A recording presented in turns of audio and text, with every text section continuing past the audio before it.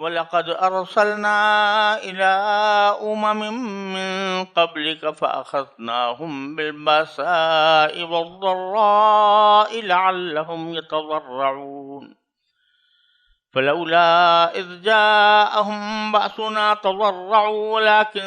قَسَتْ قُلُوبُهُمْ وَزَيَّنَ لَهُمُ الشَّيْطَانُ مَا كَانُوا يَعْمَلُونَ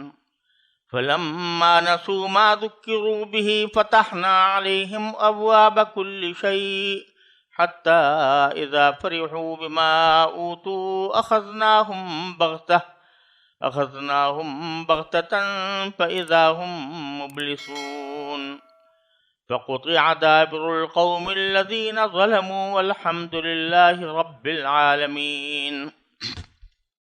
قُلْ أَرَأَيْتُمْ إِنْ أَخَذَ اللَّهُ سَمْعَكُمْ وَأَبْصَارَكُمْ وَخَتَمَ عَلَىٰ قُلُوبِكُم مَّنْ إِلَٰهٌ غَيْرُ اللَّهِ يَأْتِيكُم بِهِ انظُرْ كَيْفَ نُصَرِّفُ الْآيَاتِ ثُمَّ هُمْ يَصْدِفُونَ قُلْ أَرَأَيْتَكُمْ إِنْ أَتَاكُمْ عَذَابُ اللَّهِ بَغْتَةً أَوْ جَهْرَةً هَلْ يُهْلَكُ إِلَّا الْقَوْمُ الظَّالِمُونَ وَمَا نُرْسِلُ الْمُرْسَلِينَ إِلَّا مُبَشِّرِينَ وَمُنذِرِينَ فَمَنْ آمَنَ وَأَصْلَحَ فَلَا خَوْفٌ عَلَيْهِمْ وَلَا هُمْ يَحْزَنُونَ وَالَّذِينَ كَذَّبُوا بِآيَاتِنَا سَيَمَسُّهُمُ الْعَذَابُ بِمَا كَانُوا يَفْسُقُونَ۔ یہ سورہ انعام کی آیات ہیں، آیت نمبر 42 سے لے کر 49 تک یہ آیتیں تلاوت کی گئی ہیں۔ ان کا خلاصہ یہ ہے کہ پیچھے اس بات کا ذکر آ رہا ہے کہ مشرکین مکہ بڑے سینے تان تان کر یہ دعوے کیا کرتے تھے کہ آپ ہمیں جس عذاب سے ڈرا رہے ہیں لے آئیں وہ ہمارے پاس، اور جس قیامت سے ڈرا رہے ہیں وہ قیامت لے آئیں تو ہم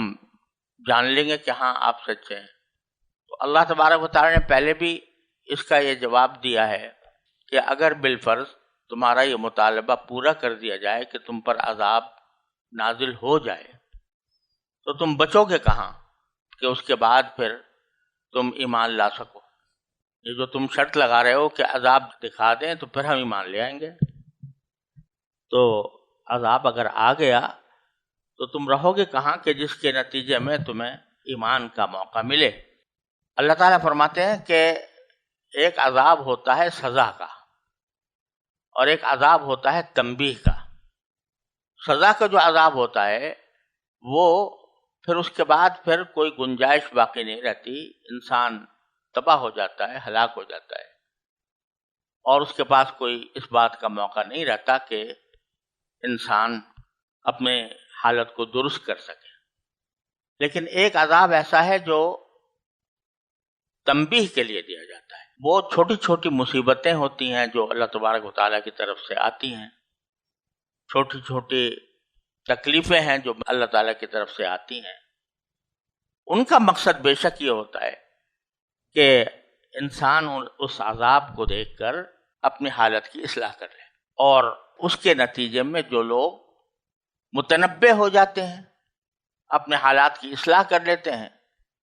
تو اللہ تبارک و تعالیٰ ان کو اعلیٰ درجات عطا فرماتے ہیں، اور جو لوگ اس کے باوجود اپنی گمراہی میں اڑے رہتے ہیں اور اپنی اصلاح نہیں کرتے تو پھر بسا اوقات اللہ تبارک و تعالیٰ ان کو ڈھیل دیتا ہے، اور ڈھیل دینے کا معنی یہ ہے کہ پھر ان کے اوپر خوشحالی آتی ہے، وہ بڑے خوشیوں کے اندر مگن ہوتے ہیں، اور اس کے نتیجے میں وہ یہ بھول جاتے ہیں کہ ہمارے اوپر کوئی تنبیہ آئی تھی اور ہمیں چاہیے تھا کہ اپنی اصلاح کر لیتے۔ تو اللہ تبارک و تعالیٰ پھر ان کو ایک دم کسی عذاب میں پکڑ لیتے ہیں اور اس کے نتیجے میں ان کی جڑ ہی کٹ جاتی ہے۔ تو اللہ تبارک و تعالیٰ فرما رہے ہیں کہ یہی ہماری سنت رہی ہے پچھلے انبیاء کرام اور پچھلی ملتوں کے بارے میں بھی۔ اب ان آیات کا ترجمہ اس روشنی میں پیش کرتا ہوں۔ فرمایا کہ اور اے پیغمبر تم سے پہلے ہم نے بہت سی قوموں کے پاس پیغمبر بھیجے، پھر ہم نے ان کی نافرمانی کی بنا پر انہیں سختیوں اور تکلیفوں میں گرفتار کیا تاکہ وہ عجز و نیاز کا شیوہ اپنائیں۔ پھر ایسا کیوں نہ ہوا کہ جب ان کے پاس ہماری طرف سے سختی آئی تھی اس وقت وہ عاجزی کا رویہ اختیار کرتے، بلکہ ان کے دل تو اور سخت ہو گئے، اور جو کچھ وہ کر رہے تھے شیطان نے انہیں یہ سجھایا کہ وہی بڑے شاندار کام ہے۔ پھر انہیں جو نصیحت کی گئی تھی جب وہ اسے بھلا بیٹھے تو ہم نے ان پر ہر نعمت کے دروازے کھول دیے، یہاں تک کہ جو نعمتیں انہیں دی گئی تھیں جب وہ ان پر اترانے لگے تو ہم نے اچانک ان کو آ پکڑا، جس کا نتیجہ یہ ہوا کہ وہ بالکل مایوس ہو کر رہ گئے۔ اس طرح جن لوگوں نے ظلم کیا تھا ان کی جڑ کاٹ کر رکھ دی گئی، اور تمام تعریفیں اللہ کی ہیں جو تمام جہانوں کا پروردگار ہے۔ اے پیغمبر ان سے کہو ذرا مجھے بتاؤ کہ اگر اللہ تمہاری سننے کی طاقت اور تمہاری آنکھیں تم سے چھین لے اور تمہارے دلوں پر مہر لگا دے تو اللہ کے سوا کون سا معبود ہے جو یہ چیزیں تمہیں لا کر دے؟ دیکھو ہم کیسے کیسے مختلف طریقوں سے دلائل بیان کرتے ہیں، پھر بھی یہ لوگ منہ پھیر لیتے ہیں۔ کہو ذرا یہ بتاؤ کہ اگر اللہ کا عذاب تمہارے پاس اچانک آئے یا اعلان کر کے، دونوں صورتوں میں کیا ظالموں کے سوا کوئی کسی اور کو ہلاک کیا جائے گا؟ ہم پیغمبروں کو اسی لیے تو بھیجتے ہیں کہ وہ نیکیوں پر خوشخبری سنائیں اور نافرمانی پر اللہ کے عذاب سے ڈرائیں۔ چنانچہ جو لوگ ایمان لے آئے اور اپنی اصلاح کر لی ان کو نہ کوئی خوف ہوگا اور نہ وہ غمگین ہوں گے، اور جن لوگوں نے ہماری آیتوں کو جھٹلایا ان کو عذاب پہنچ کر رہے گا کیونکہ وہ نافرمانی کے عادی تھے۔ اس میں اللہ تبارک و تعالیٰ نے اپنی سنت بیان فرمائی ہے پچھلے انبیاء کرام اور پچھلی امتوں کے بارے میں۔ وہ یہی جیسا کہ میں نے ابھی خلاصے میں عرض کیا کہ انہیں شروع میں تنبیہ کی جاتی ہے کچھ سختیاں بھیج کر، وَلَقَدْ أَرْسَلْنَا إِلَىٰ أُمَمٍ مِّن قَبْلِكَ، اے پیغمبر آپ سے پہلے بھی ہم نے جو امتیں گزری ہیں ان کے پاس اپنے پیغمبر بھیجے تھے، اور پھر ہم نے اخذناہم بالبأساء والضراء،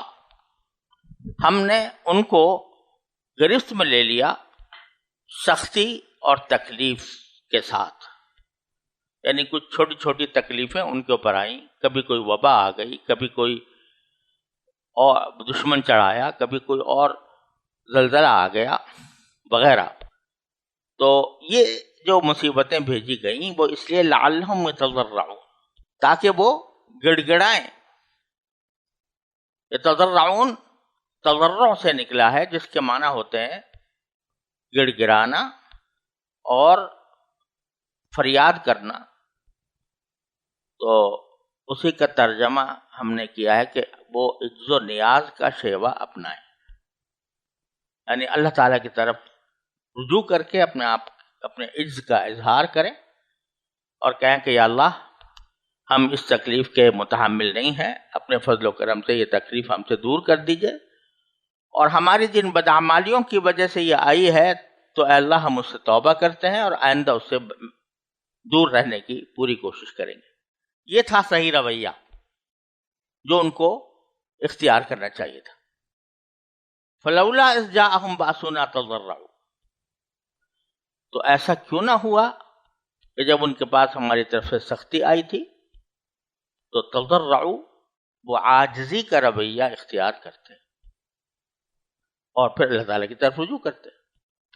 ولکن قست قلوبہم، لیکن ہوا یہ کہ ان کے دل اور سخت ہو گئے۔ یہ علامت ہے، یہ در حقیقت دنیا کے اندر جتنی مصیبتیں آتی ہیں،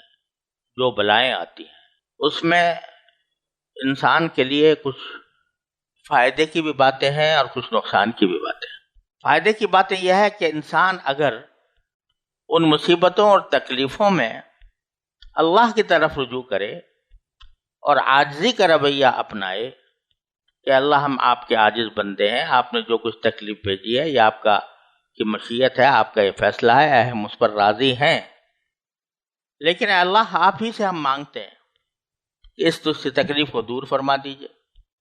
اور ہماری جن بدعمالیوں کی وجہ سے یہ تکلیفیں آئی ہیں اللہ ہم اس کی مغفرت مانتے ہیں، انہیں معاف فرما دیجئے اور معاف فرما کر ہم سے یہ تکلیف دور کر دیجئے، آئندہ ہم اپنی اصلاح کی کوشش کریں گے۔ یہ ہے وہ رویہ جو ایک صحیح بندے کو اختیار کرنا چاہیے، اور اگر وہ اختیار کر لیتا ہے تو اس کا مطلب یہ ہے کہ جو تکلیفیں آئی تھیں وہ بجائے اس کے لیے نقصان دہ ہونے کے فائدہ مند ہو جاتی، فائدہ مند اس طرح ہو جاتی ہے کہ حدیث میں آتا ہے کہ جب بھی کوئی کسی انسان کو کوئی تکلیف پہنچتی ہے تو اللہ تبارک و تعالیٰ اس کے اوپر اس کے درجات بلند کرتے، اس کے گناہ معاف فرماتے، اور وہ تکلیف بھی اس کے لیے ایک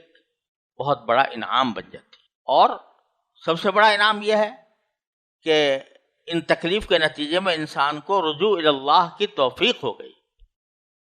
استغفار کی توفیق ہو گئی، توبہ کی توفیق ہو گئی۔ تو یہ علامت ہے اس بات کی کہ یہ جو کچھ مشکل آئی تھی یہ در حقیقت اللہ تعالیٰ کی طرف سے میرے لیے ایک نعمت تھی جس نے مجھے کھڑا کر دیا اور میں گمراہی سے بچ گیا۔ دوسری طرف اللہ بچائے اگر یہ رویہ ہو کہ اس تکلیف پر شکوہ ہے اللہ سے، اللہ تعالیٰ کی تقدیر سے گلہ ہے، اور بجائے اللہ تعالیٰ کی طرف رجوع کرنے کے انسان جو ہے وہ بس صرف تکلیف کے اظہار پر اکتفا کرتا ہے اور اللہ تعالیٰ کی طرف رجوع نہیں کرتا، تو یہ علامت ہے اس بات کی کہ اس آزمائش میں وہ ناکام ہو گیا۔ پھر یہ مصیبت جو ہے وہ در حقیقت اس کے لیے ایک عذاب ہے، اللہ تعالیٰ حفاظت فرمائے۔ تو دونوں رویے اللہ تعالیٰ نے یہاں پر بیان فرمائے کہ اگر کوئی تکلیف آئی ہے تو تضرعوا، کیوں ایسا نہیں ہوتا کہ وہ اللہ تعالیٰ سے التجا کریں، اللہ تعالیٰ کی طرف رجوع کریں۔ لیکن جو لوگ ایسا نہیں کرتے وہ کیا ہوتا ہے کہ لیکن قست قلوب، دل سخت ہو جاتے ہیں۔ دل سخت ہونے کے معنی یہ کہ وہ اپنی بدعمالیوں پر مسلسل کاربند رہتے ہیں، کسی گناہ سے توبہ نہیں کرتے، کسی گناہ کو چھوڑتے نہیں، جس طرح پہلے حرام خوری کر رہے تھے اب بھی کرتے ہیں،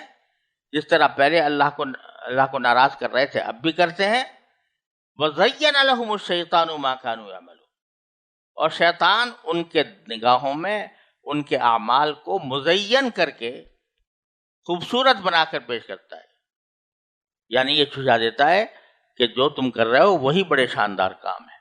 وہی کرتے رہو۔ اگر پہلے تم دوسروں کے حقوق پر ڈاکہ ڈالتے تھے اب بھی ڈالو، پہلے اگر تم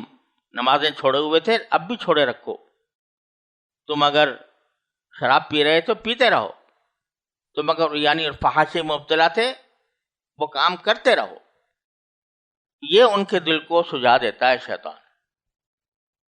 تو اس وقت بڑا خراب انجام ہوتا ہے۔ کیا کہ فلما نسوا ما ذکروا بہ، تو جب یہ لوگ اس بات کو بھول جاتے ہیں جس کے ذریعے ان کو نصیحت کی گئی تھی، یعنی یہ جو تکلیفیں آئی تھیں یہ نصیحت کرنے کے لیے آئی تھی کہ تم اپنے حالات کو درست کر لو، تو جب وہ اس کو بھول جاتے ہیں فتحنا علیہم ابواب کل شیء، تو ہم ان پر ہر نعمت کے دروازے کھول دیتے ہیں، پھر خوب خوشحالی آتی ہے، بڑے مزے کرتے ہیں، عیش کرتے ہیں، حتی اذا فرحوا بما اوتوا، یہاں تک کہ جب نعمتیں جو ان کو دی گئی تھیں اس پر وہ اترانے لگتے کہ دیکھو ہمیں تو یہ کچھ نعمتیں مل گئی، اور اس خوشحالی کو، اس عیش و عشرت کو جو ان کو حاصل ہوئی ہے اس کے اوپر دوسروں کے مقابلے میں اتراتے ہیں اور کہتے ہیں کہ دیکھو وہ مصیبت جو تھی وہ گزر گئی اور اب تو ہم بڑے خوشحال ہیں، حالانکہ ہم نے اللہ کی طرف رجوع نہیں کیا تھا، ہم نے اللہ سے معافی نہیں مانگی تھی، اس کے باوجود ہم خوشحال ہیں، اس کے باوجود ہم مزے کر رہے ہیں۔ تو جب یہ حالت ہو جاتی ہے تو اخذناہم بغتہ، تو پھر ہم اچانک ان کو پکڑ لیتے، ان کو گرفت میں لے آتے، فَإِذَا هُمْ مُبْلِسُونَ، تو نتیجہ یہ ہے کہ پھر وہ نا امید ہو جاتے۔ فَقُطِعَ دَابِرُ الْقَوْمِ الَّذِينَ ظَلَمُوا، اس کا نتیجہ یہ ہوتا ہے کہ جن لوگوں نے ظلم کی روش اختیار کی تھی ان کی جڑ ہی کاٹ دی جاتی، جڑ کاٹ دی جاتی ہے۔ لیکن اگر کوئی شخص فکر ہی نہ کرے اور درخت کو اس کے حال پر چھوڑ دے، نہ اس کو پانی دے، نہ اس کی نگرانی کرے، نہ اس کی دیکھ بھال کرے، تو آخر کار کیا ہوتا ہے کہ اس کی جڑ کٹ جاتی۔ تو یہ چھوٹی چھوٹی جو تکلیفیں ہم نے ان کو دی تھی، یہ در حقیقت شاخیں تھیں اس عذاب کے جو یہ مانگ رہے تھے۔ وہ شاخیں اس لیے دی گئی تھی تاکہ ان کے جھڑنے سے یہ متنبع ہوں اور متنبع ہو کر اس درخت کی آبیاری کریں، اس کو صحیح سالم رکھنے کی کوشش کریں۔ لیکن جب انہوں نے کوئی توجہ ہی نہ دی، ان کے اوپر کوئی تنبیہ کارگر نہ ہوئی، تو آخر میں ہم نے ان کی جڑ کاٹ دی، اس درخت کی جڑ ہی کٹ گئی۔ فَقُطِعَ دَابِرُ الَّذِينَ قَوْمِ الَّذِينَ ظَلَمُوا، ان ظالموں کی جڑ ہی کاٹ دی گئی۔ وَالْحَمْدُ لِلَّهِ رَبِّ الْعَالَمِينَ، اور یہ پتہ چل گیا کہ تعریف تو صرف اللہ کی ہے جو سارے جہانوں کا پروردگار ہے۔ ان کا جو کچھ عمل ہو رہا تھا وہ کوئی قابل تعریف نہیں تھا۔ صرف تعریف اگر کوئی کسی کے لائق ہے تو وہ اللہ جل جلالہ۔ یہاں تک ذکر تھا ان کے اوپر جو جسمانی عذاب کا، کہ ان کے اوپر جسمانی عذاب بھی آتے ہیں، اور شروع میں تھوڑے آتے ہیں، پھر آ کر بڑا عذاب آ جاتا ہے۔ تو یہاں سے ہمیں سبق یہ مل رہا ہے کہ یہ اگرچہ خطاب کفار کو ہے، لیکن اس کو اللہ تعالیٰ تو یہ ہم سے ذکر کر رہے ہیں، تو اس میں خود ہمارے لیے بھی تو سبق دیا جا رہا ہے۔ سبق یہ دیا جا رہا ہے کہ جو کچھ تمہارے اوپر مشکلات آتی ہیں ان کو یہ نہ سمجھو کہ یہ یوں ہی آ گئیں یا تم پر ظلم کر کے لائی گئی ہیں، یہ تمہیں متنبع کرنے کے لیے ہے۔ اگر دنیا کے اندر کوئی مصیبت آتی ہے تو وہ تمہارے اعمال کی وجہ سے آتی ہے۔ ما اصابکم من مصیبت فبما کسبت ایدیکم ویعفو عن کثیر، جو تکلیفیں تمہیں آتی ہیں وہ سب تمہارے اعمال کا نتیجہ ہوتی ہیں، اور اللہ تعالیٰ بہت سے گناہوں کو تو معافی کرتا رہتا ہے۔ تو یہ سمجھو کہ یہ تکلیف جو کچھ بھی آئی ہے یہ مجھے اللہ کی طرف رجوع کرنے کا سبب بنے، اللہ کے سامنے عاجزی اختیار کرنے کا سبب بنے۔ اگر ایسا ہے تو پھر وہ تکلیف بھی تمہارے لیے رحمت بن جائے گی، تمہاری اصلاح ہو جائے گی۔ لیکن اگر تم اس کے باوجود غفلت میں پڑے رہے اور اس کے باوجود تم اللہ تعالیٰ کی طرف رجوع نہ ہوئے، تو اللہ بچائے، پھر اللہ تعالیٰ ہو سکتا ہے تمہیں ڈھیل دینے کے اسباب پیدا کر دیں، اور وہ یہ کہ تم خوب خوشحال ہو جاؤ، تمہاری ساری آرزویں پوری ہونے لگیں، مگن ہو جاؤ اس دنیا کے اندر۔ شیطان اس وقت تمہیں سجائے گا کہ بڑا اچھا کام کر رہے ہو، اور لیکن ایک وقت آئے گا کہ اچانک پکڑے جاؤ گے، کس طرح کہ موت آ جائے گی۔ اور کوئی عذاب عام تو انشاءاللہ رسول کریم صلی اللہ علیہ وسلم کی برکت سے اس امت پر آنے والا نہیں ہے۔ اللہ تعالیٰ نے اعلان کر دیا کہ جب تک آپ ان قوم کے اس امت کے اندر موجود ہیں تو امت پر کوئی عذاب عام نہیں آئے گا، ایسا عذاب جس میں ساری امت ہلاک ہو جائے۔ لیکن ایک عذاب تو ہر ایک کو آنا ہے، وہ کیا کہ وہ موت آئے گی، موت آنے کے بعد موت کے برزخ کے حالات پیش آئیں گے، اور پھر بالآخر کشاں کشاں وہ انسان محشر کی طرف جائے گا۔ تو ایسا نہ ہو کہ تم اسی غفلت کی حالت میں ہو اور اچانک تم پر موت آ جائے اور پھر تم لوگ اس عذاب کے اندر گرفتار ہو جاؤ۔ تو مسلمانوں کو بھی بالواسطہ یہ خیال۔ حضرت عبادہ ابن صامت رضی اللہ تعالیٰ عنہ سے ایک روایت ہے کہ نبی کریم صلی اللہ علیہ وسلم نے فرمایا کہ جب اللہ تعالیٰ کسی قوم کو باقی رکھنا اور بڑھانا چاہتے ہیں تو دو وصف ان میں پیدا کر دیتے ہیں، ایک ہر کام میں اعتدال اور میانہ روی، اور دوسرے عفت و عصمت، پاک دامنی۔ یعنی جو چیزیں حق کے خلاف ہیں ان سے پرہیز. اور جب اللہ تعالیٰ کسی قوم کو ہلاک و برباد کرنا چاہتے ہیں تو ان پر خیانت کے دروازے کھول دیتے ہیں. وہ امانتوں میں خیانت کرتے ہیں، دوسرے کے مالوں پر ڈاکہ ڈالتے ہیں. یعنی وہ اپنے خیانتوں اور بدعمالیوں کے باوجود دنیا میں کامیاب نظر آتے ہیں. اس پر دوسرے لوگ بعض اوقات رشک کرتے ہیں، لیکن حقیقت میں وہ بہت بڑی خطرناک چیز ہوتی ہے، یعنی اللہ تعالیٰ کی طرف سے ڈھیل، اور پھر اچانک ان کو پکڑ لیا جاتا ہے. تو اگرچہ یہاں خطاب کافروں کو ہو رہا ہے، لیکن اس کے ساتھ ہی ہم مسلمانوں کے لیے بھی ایک بہت بڑی تنبیہ کا اللہ تبارک و تعالیٰ نے اس میں خطاب فرمایا ہے. اللہ تعالیٰ ہم سب کو اس کو سمجھنے کی توفیق عطا فرمائے. تو یہ ذکر تھا جسمانی عذاب کا. اب آگے اللہ تعالیٰ فرماتے ہیں کہ جس طرح ہم جسمانی عذاب دینے کے پر قادر ہیں، اسی طرح ایک روحانی عذاب بھی دے سکتے ہیں. وہ کیا؟ کہ تمہاری سننے کی صلاحیت، تمہارے دیکھنے کی صلاحیت ختم ہو جائے اور تمہارے دلوں پر مہر لگ جائے. یعنی بعض اوقات اللہ تبارک و تعالیٰ بدعمالیوں کے نتیجے میں ایسا کرتے ہیں کہ حق بات سننے کی صلاحیت ہی کھو بیٹھتا ہے انسان، اور صاف سیدھی چیز کو دیکھنے کی صلاحیت سے محروم ہو جاتا ہے، جس کا مطلب یہ ہے کہ دل پر مہر لگ جاتی ہے. جب کوئی شخص مسلسل ضد اور ہٹ دھرمی کا رویہ اختیار کیے رہتا ہے، بدعملی بھی کرتا ہے، اس کو بدعملی بھی نہیں سمجھتا، چوری بھی کرتا ہے اور سینہ زوری بھی کرتا ہے، گناہ بھی کرتا ہے اور اس کو گناہ ماننے سے انکار بھی کرتا ہے، جب یہ اس کا رویہ حد سے گزر جاتا ہے تو ایک مرحلہ آتا ہے جب اللہ تعالیٰ اس کے دیکھنے سننے کی صلاحیت، دیکھنے سننے کی صلاحیت یہ نہیں کہ اس کو گونگا یا بہرا بنا دیا جائے یا اندھا بنا دیا جائے، بلکہ مطلب یہ ہے کہ حق بات اس کے دل میں آتی ہی نہیں. حق بات سنی اور سن کر اس کا کوئی اثر نہ لیا، حق بات دیکھی آنکھوں سے پھر بھی اس کا کوئی اثر نہ لیا، تو پھر نتیجہ ہوتا ہے کہ اس کے دلوں پر مہر لگا دی جاتی ہے. قل، آپ کہہ دیجئے، ارائیتم، ذرا مجھے بتاؤ، ان اخذ اللہ سمعکم ابصارکم، اللہ تعالیٰ اگر تمہاری سماعت اور تمہاری بصارت، دیکھنے کی صلاحیت، وہ واپس لے لے، وختم علی قلوبکم، اور تمہارے دلوں پر مہر لگا دے، من الہ غیر اللہ یاتیکم بہ، تو اللہ کے سوا کون سا معبود ہے جو تمہیں وہ واپس لا کر دے. جیسا میں نے عرض کیا کہ کفار مشرکین عرب کے وہ اللہ کو مانتے تھے، اور جب بہت سخت کوئی مصیبت پڑ جاتی تھی تو پھر وہ اس صورت میں اپنے دیوتاؤں کے بجائے اللہ ہی کو پکارتے تھے. تو فرماتے ہیں کہ اگر اس طرح ہو جائے کہ تمہاری سننے کی صلاحیت ختم ہو جائے، دیکھنے کی ہو جائے، چاہے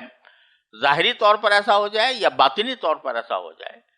تو کون ہے اللہ تعالیٰ کے سوا جو تمہیں لے کر آئے؟ تو دیکھو، ہم تمہیں ہر طرح کی مختلف طریقوں سے تمہیں بات سمجھانے کی کوشش کر رہے ہیں اور دلائل پیش کر رہے ہیں. انظر کیف نصرف الآیات، دیکھو ہم کس طرح طرح سے ان کے سامنے نشانیاں لاتے ہیں. ثم ہم یصدفون، اس کے بعد بھی یہ لوگ اعراض کر لیتے، یعنی منہ پھیر لیتے. قل ارأیتکم ان اتاکم عذاب اللہ بغتۃ او جہرۃ هل یہلک الا القوم الظالمون، ان سے کہیے ذرا مجھے بتاؤ کہ اگر اللہ کا عذاب آ جائے، اچانک آئے، او جہرۃ یا علی الاعلان آئے، تو هل یہلک الا القوم الظالمون، ہلاک کون ہوں گے؟ ظالم لوگ، یعنی تم لوگ. تم یہ کہتے ہو عذاب آ جائے گا تو ہم اصلاح کر لیں گے اپنی. ارے بھائی، اس عذاب آئے گا تو ہلاک کون ہوگا؟ تم ہی ظالم لوگ ہوگے. تو ہم در حقیقت اپنے پیغمبر جو بھیجتے ہیں وہ اسی لیے بھیجتے ہیں کہ لوگوں کو یہ بتائیں کہ جو تھوڑی تھوڑی تکلیفیں تمہارے پر آ رہی ہیں، یہ ایک اللہ تعالیٰ کی طرف سے تعزیانہ ہے. تو وہ تمہیں خوشخبری سناتے ہیں کہ اگر تم اس تعزیانے کو سمجھ لو گے اور اپنی اصلاح کر لو گے تو تمہارے لیے جنت کے دروازے کھلے ہیں، اور اگر نہیں سنو گے تو تمہارے لیے جہنم اور عذاب ہے.